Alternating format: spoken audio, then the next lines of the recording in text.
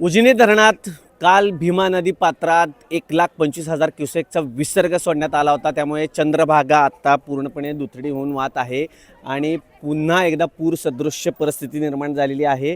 मात्र जे सखल भाग आहे पंढरपूरच्या वस्त्यामध्ये त्यात पाणी शिरण्यास सुरुवात झालेली आहे।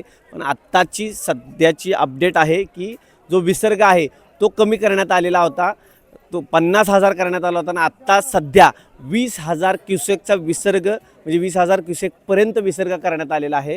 त्यामुळे पंढरपूरवरची जी टांगती तलवार आहे पुराची ती सद्यस्थितीमध्ये तर टळताना दिसत आहे।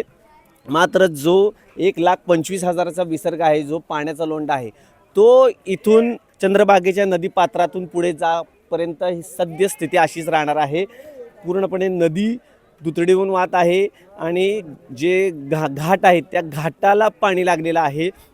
भाविक येत आहेत इथं आणि चंद्रभागेचं स्नान करतायत, दर्शन घेत आहेत। मात्र आपत्ती व्यवस्थापन आजही इथं गैरहजर आहे।